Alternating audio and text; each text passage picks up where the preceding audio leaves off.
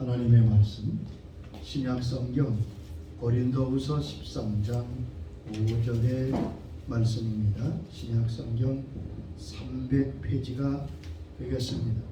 고린도후서 13장 5절 한 절 말씀만 보겠습니다. 너희가 믿음에 있는가 너희 자신을 시험하고 너희 자신을 확증하라. 예수 그리스도께서 너희 안에 계신 줄을 너희가 스스로 알지 못하느냐. 그렇지 않으면 너희가 버려온 자니라. 아멘. 내 믿음은 진짜인가? 라는 말씀의 제목으로 말씀드리겠습니다. 자, 여러분이 가진 믿음은 진짜 믿음입니까? 나는 양입니까? 아니면 염소입니까? 나는 알곡입니까? 가라지입니까? 우리가 이 질문을 할 필요가 있습니다. 여기 보면 우리 믿음은 우리 자신이 스스로 평가하고 스스로 아는 것이 아니라 두 가지 과정을 통하여 점검받아야 된다고 말씀하고 있습니다. 너희가 믿음 안에 있는가? 너희 자신을 시험하고 너희 자신을 확증하라. 우리 믿음은 시험을 거쳐야 합니다. 테스트를 거쳐야 합니다. 그래서 확증하게 되는 것이죠. 여러분, 시험의 목적이 무엇입니까? 시험은 시험을 통해서 우리 속에 있는 것이 무엇인지 드러나는 것입니다. 내 심령에 무엇이 있는지, 내가 진짜 무엇을 가지고 있는지가 드러나는 것이 시험입니다. 하나님은 다 아시지만 이 시험을 통해서 그 사람의 중심을 드러내시고 믿음을 드러내십니다. 하나님은 아브라함에게 시험하셨지요. 아들 독자 이삭을 번제로 드리라. 그리고 주님께서 그 과정을 통과한 후에 무엇이라 말씀하십니까? 그의 믿음이 나타나고 인정된 것을 알 수 있습니다. 창세기 22장 12절에 이렇게 말씀하십니다. 사자가 이르시되 그 아이에게 내 손을 대지 말라. 그에게 아무 일도 하지 말라. 내가 내 아이를 내 독자까지도 내게 아끼지 않았으니 내가 이제야 내가 하나님을 경외하는 줄을 아노라. 자, 시험을 통해서 내가 이제야 내가 나를 경외하는 줄을 압니다. 우리의 믿음은 확증되기 위해서 시험의 과정을 거쳐야 함을 알 수 있습니다. 위대한 하나님의 사람 설교가 로일 존스는 그의 목사와 설교라는 책에서 이렇게 쓰고 있습니다. 설교자들이 직면하는 가장 큰 위험은 그 교회의 구성원 모두가 필연적으로 그리스도인일 것이라고 하는 것을 가장하는 것이다. 모든 사람이 다 예수 믿고 받은 사람이라고 생각하는 그것이 가장 큰 실책이며 범하기 쉬운 우라고 말하고 있습니다. 모든 교인이 다 믿는 사람은 아닙니다. 그런데 많은 사람이 자기는 믿고 있다고, 자기는 그 믿음이 진짜라고 착각하고 있는 것을 우리가 알 수 있습니다. 그런 신뢰들이 얼마나 많은지 알 수 없습니다. 우리나라의 위대한 신유사역자였던 현신의 권사님의 얘기를 여러분 혹 들어보셨어요? 그분은 서대문에서 용산에서 수많은 병자를 믿음으로 신유사역으로 거쳤던 분이죠. 이분이 돌아가셨습니다. 그런데 미국에 있는 아들을 기다리면서 장례를 미루고 있는데 그 가운데 그는 다시 살아나게 됩니다. 그리고 살아나서 천국에서 겪었던 일을 우리에게 전했습니다. 아마 많은 사람들이 이 사실을 들었을 것입니다. 그분이 죽어서 어떤 큰 문을 향하여, 천국의 문을 향하여 가는데 저 앞에 흰옷을 입은 분이 계시더라는 거예요. 예수님이죠. 너무 반가워서 예수님, 현신애가 왔습니다. 제가 왔습니다. 주님께서 모른 척 하시더라는 거예요. 주님이 장난을 치시나? 그렇게 생각하고 주님 저예요. 신애예요. 서대문에서 많은 환자를 주의 이름으로 고쳤던 제가 왔어요. 그랬더니 주님이 말씀하시기를 너는 누구냐? 나는 너를 도무지 알지 못한다는 것. 너무 깜짝 놀랍니다. 여러분, 이게 무슨 얘기입니까? 주님 발 앞에 엎드려 그는 어떻게 나를 모르실 수가 있냐고 항의합니다. 이때 주님이 그러시다니, 너는 그 능력을 가지고 너를 위해 썼지 언제 장사했지 나의 영광을 위해서 쓴 일이 살은 적이 있느냐? 그분은 간절하게 회개하고 그곳에서 다시 기회를 얻달라고 간구해서 다시 돌아오게 되었습니다. 그때 우리나라의 위대한 목사님들, 유명한 목사님들 많이 물어보았지만 주님께서 거의 다 모른다고 그러셨다.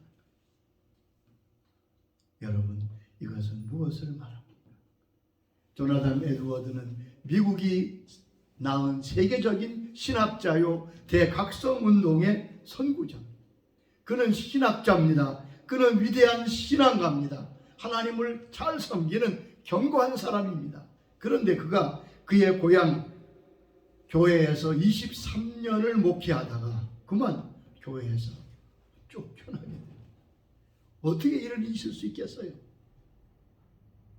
그런데 왜 그렇게 되었습니까? 그 위대한 하나님의 사람이 어떻게 그런 일이 일어나게 되었느냐 말이에요.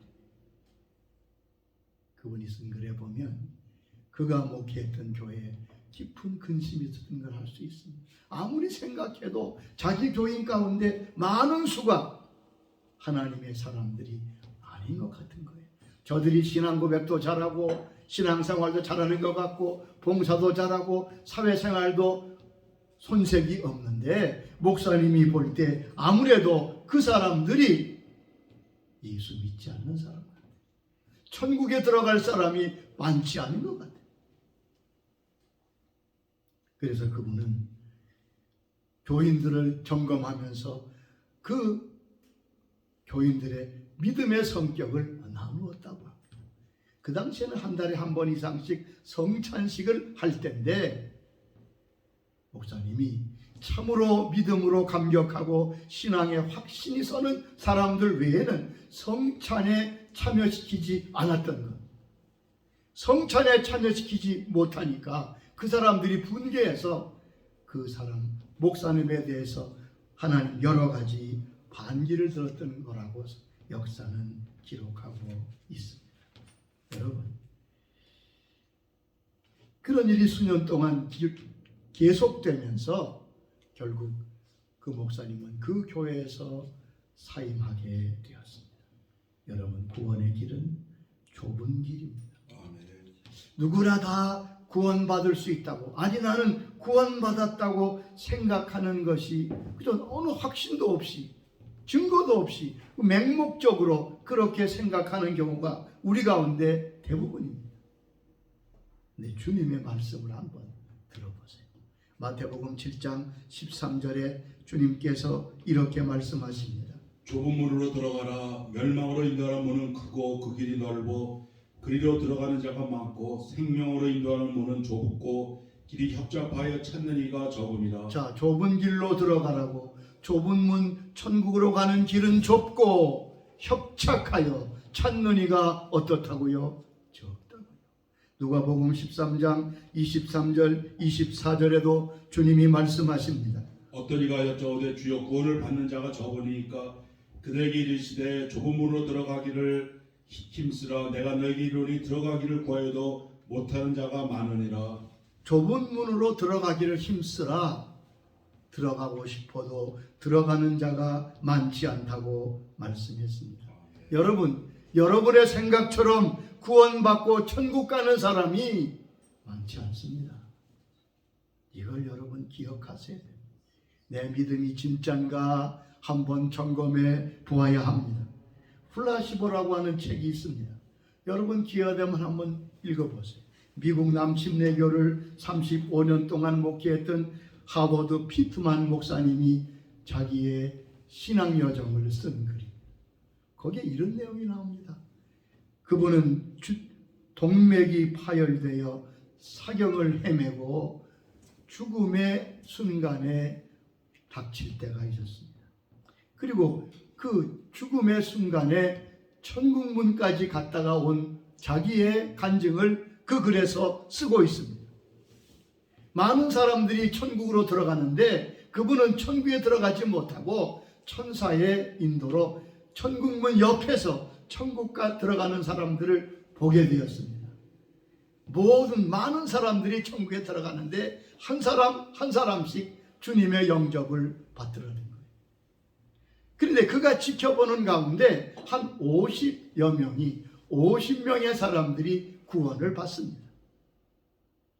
그런데 그 옆에 있던 성령님께서 말씀하십니다. 얘야, 지금 50명의 사람들이 주님의 영접을 받았지? 그런데 그 같은 시간에 이 땅에 죽은 사람이 얼마가 되는 줄 아느냐? 그걸 모르지요. 그때 그러시더랍니다. 같은 시간에 2,000명이 죽었는데 천국에 들어간 사람은 50명이라고. 구원받은 사람이 전 세계에 죽은 사람 가운데 2.5%였다는 거지. 구원 받는 사람이 이렇게 적은가? 저는 상상하지도 못했어요. 저는 그 글을 읽으면서 깜짝 놀랐습니다. 충격적인 얘기 아니에요? 우리가 이런 것들을 좀 깊이 생각해 볼 필요가 있습니다. 또 하나의 간증은 미국의 교포로 토마스 주남이라고 하는 분이 쓴 천국은 확실히 있습니다 라는 책입니다. 이 책은 조영기 목사님이 번역해서 더 알려졌죠. 제가 이 책을 읽은 적이 있습니다. 이 책은 천국에 가서 주님과 나오는 대화, 주님을 만나 뵙고 들었던 이야기를 또 함께 체험한 것을 쓴 글입니다. 그 글이 이렇게 쓰고 있습니다. 주님이 이렇게 말씀하시더라는 거예요. 단지 20%의 교회들만이 나를 최우선으로 삼고 있다. 나머지 교회는 사람들이 하는 여러 가지 일이나 재정 수입을 늘리려만 마음을 쓰고 있다. 주님은 단지 크리스찬의 20%만이 주님을 기쁘시게 할 수 있다. 그러면서 재림하시기 전에 마지막 기회를 주시겠다고 하는 말씀을 들었다고 합니다. 여러분, 교회 안에서까지 천국 갈 자가 그렇게 많지 않다고 하는 것을 우리는 좀 직시할 필요가 있습니다. 그건 주님이 하신 말씀이에요. 주님께서 친히 말씀하셨어요. 교회 안에 양과 염소가 있습니다. 마태복음 25장 32절에 보면 주님이 이렇게 나눈다고 말씀하셨어요. 모든 민족을 그 앞에 모으고 각각 구분하기를 목자가 양과 염소를 구분하는 것 같이 하여 양은 그 오른편에 염소는 왼편에 두리라. 자, 오른편에 있는 자들 양은 주님과 함께 영생을 얻고 왼편에 있는 염소는 영벌에 들어가게 되죠. 마태복음 13장에는 알곡과 가라지의 말씀을 하셨습니다. 주인이 밭에 나가 곡식을 뿌립니다. 그런데 밤에 원수가 와서 가라지를 덧뿌려 갔습니다. 같은 밭에 종들이 나가 보니까 곡식과 가라지가 함께 자라고 있습니다. 이때 주인께 주인님 이 가라지를 뽑을까요? 그때 주님이 말씀하시지요. 추수 때까지 같이 자라게 두라고 말합니다. 마태복음 13장 30절에 말씀하십니다. 둘 다 추수 때까지 함께 자라게 두라. 추수 때 내가 추수꾼들에게 말하기를 가라지는 먼저 거두어 불사르게 단으로 붓고 곡식은 모아 내 곡간에 넣으라 하리라. 이렇게 말씀했습니다. 자, 여기 같은 밭입니다. 같은 교회죠. 같은 곳에 같은 밭에 곡식과 가라지가 함께 자라고 있습니다. 여러분, 교회 안에는 분명히 가라지가 있습니다. 초대교회부터 그랬습니다. 예수님의 12제자 가운데 가룟 유다가 있지 않았어요? 그 은혜로운 성령 충만했던 초대교회에 아나니아와 삽비라가 있었습니다.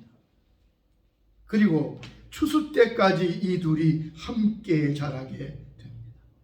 마지막에 알곡과 가라지를 가르게 될 때는 추수 때인 것을 알 수 있습니다. 그 사람이 양인지 염소인지 알곡인지 가라지인지 다른 사람은 쉽게 알 수 없습니다. 이 땅에서는 구분되지 않습니다. 심판대에 가면 분명히 드러나게 될 것입니다. 그런데 나는 어떻습니까?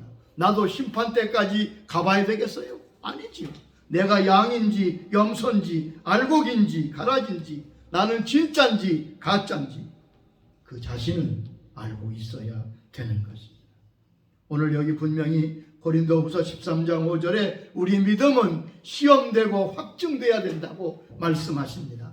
여러분, 나는 믿는 자입니까? 구원받은 믿음이 있습니까? 구원받은 믿음에 대해서 로마서 10장 10절은 이렇게 말씀하고 있습니다. 사람이 마음으로 믿어 의에 이르고 입으로 시인하여 구원에 이르느니라. 그렇습니다. 마음으로 믿어 의에 이르고 입으로 시인하여 구원에 이르느니라. 마음으로 믿고 입으로 시인할 때 그것은 구원받는 믿음이라는 말씀입니다. 두 단계의 구원의 말씀이지요. 마음으로 믿고 입으로 시인한다. 여기에 마음이란 우리의 깊은 믿음이 뿌리내리는 인격의 중심을 말합니다. 참 믿음은 마음으로부터 믿는 믿음입니다.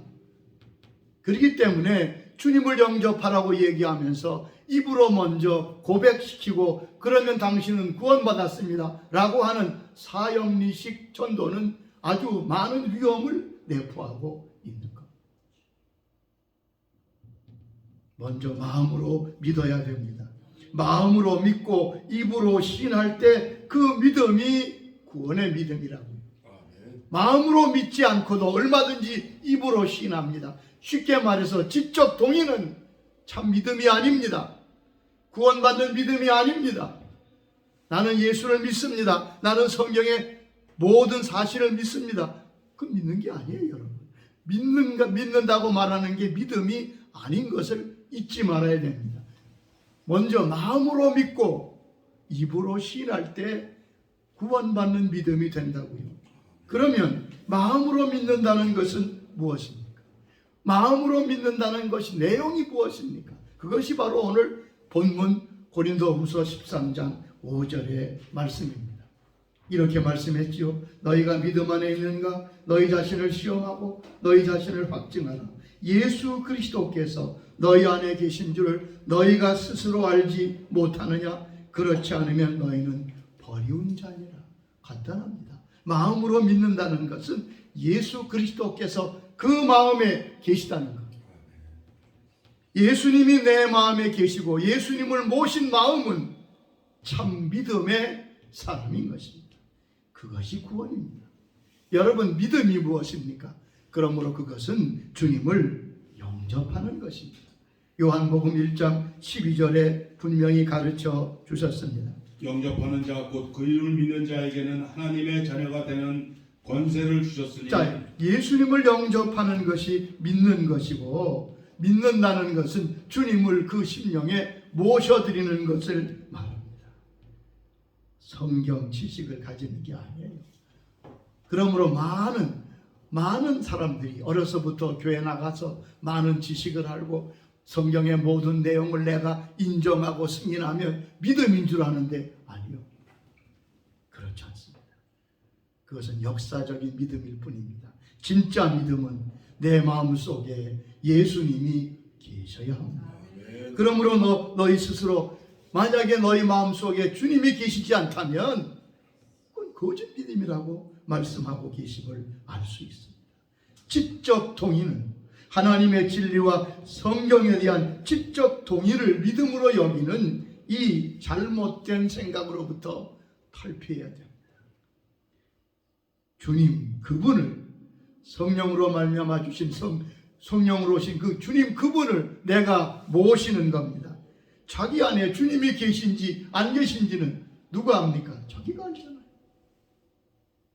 주님은 예수를 믿지 아니하는 사람은 예수님의 양이 아니기 때문이라고 직접 말씀하셨습니다.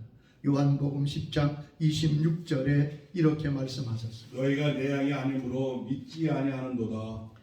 너희가 내 양이 아니므로 믿지 아니하사. 사람은 자기 속에 있는 것이 드러나게 되어 있습니다. 드러나게 되어 있어요.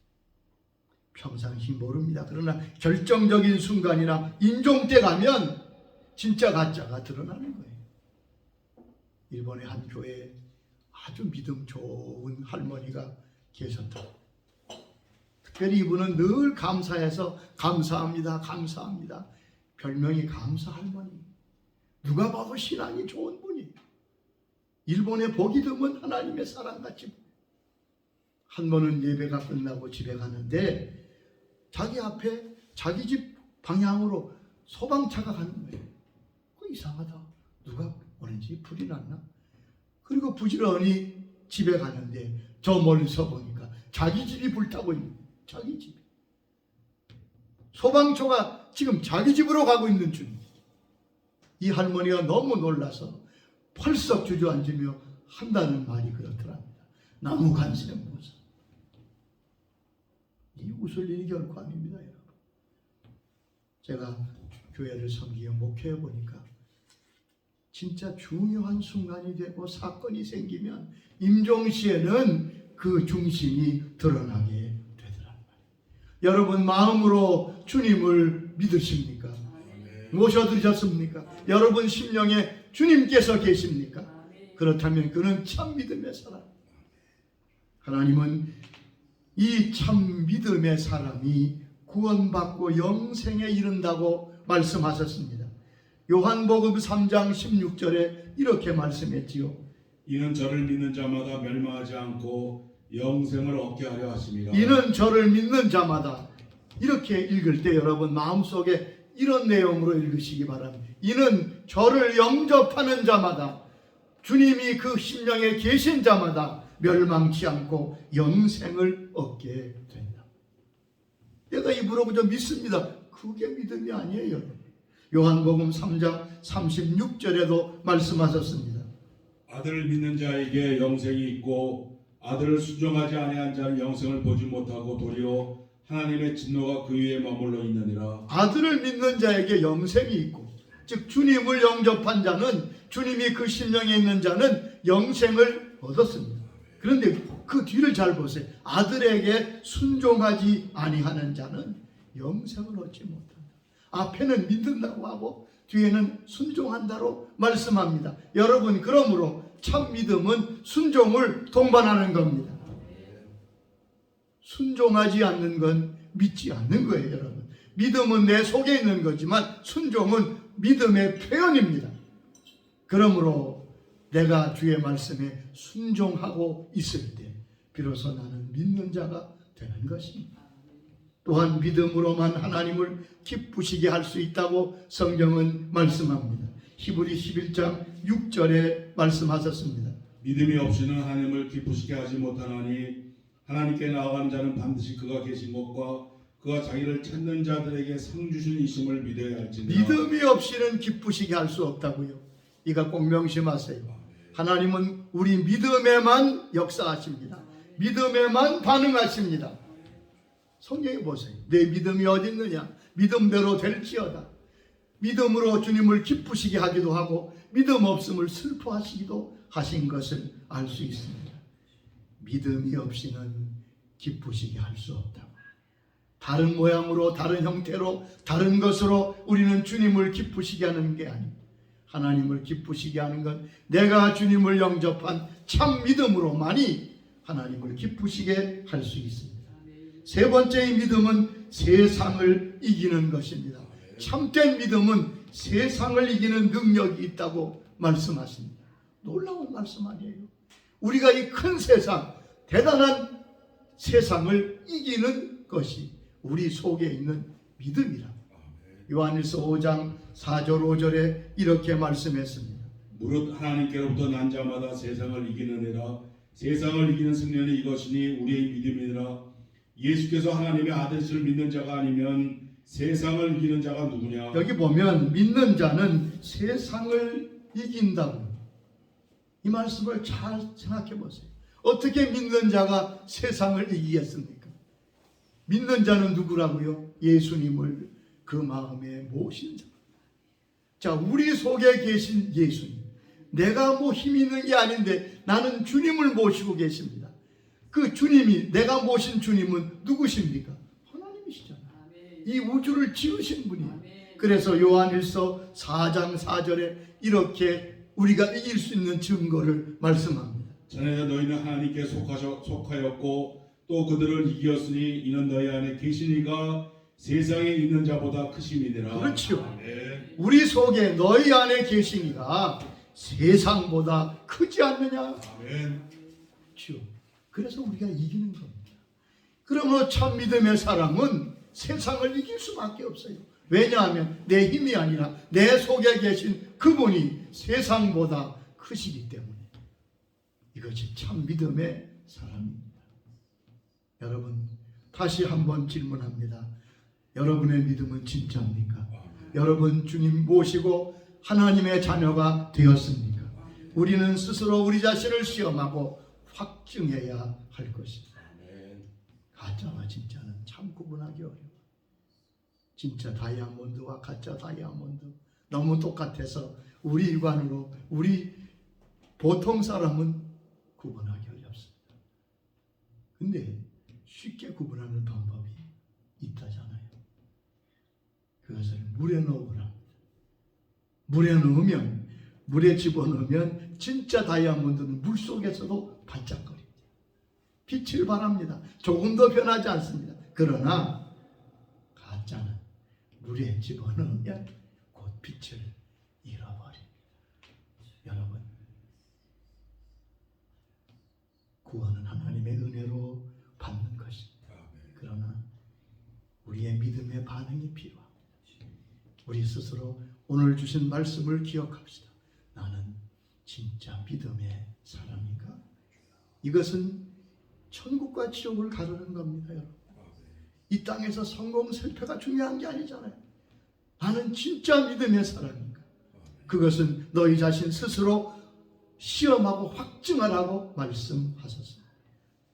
우리 속에, 우리 심령에 주님이 계십니까? 내 속에 주님이 계십니까?